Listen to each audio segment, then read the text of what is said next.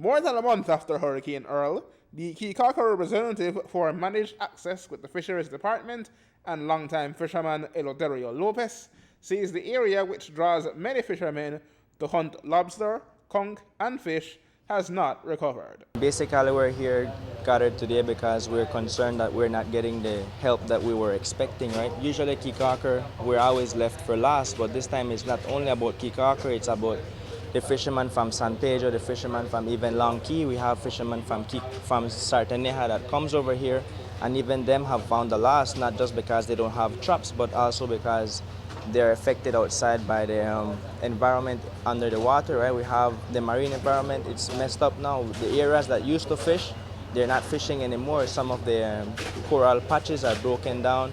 Some of the caves outside the barrier reef where you usually find lobsters, they're no more. They're covered with sea fan and they're not fishing anymore. So it's not just about people who have traps, it's even people who are not depending on traps, right? We need a help, we need some kind of assistance, right?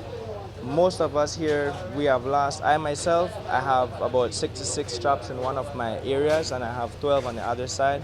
Totally, I've only found 32 or 33 of them total, right, that I have found. With that, I am thankful. I am thankful that I am able to survive with that.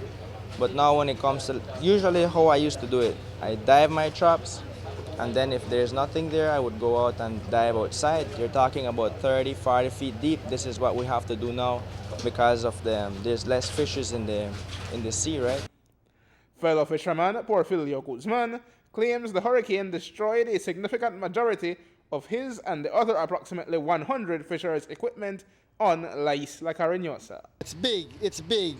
I guarantee you that just the lobster fishermen who have the traps and the raft, you're talking maybe about nearly $500,000 or maybe more in damages in traps, because each fisherman would have maybe 100 traps. You have some have 400, some got 500, and the smallest fisherman that have like maybe 100 trap, and they lose all. I'd value it at $75 each trap. There were many tales of woe.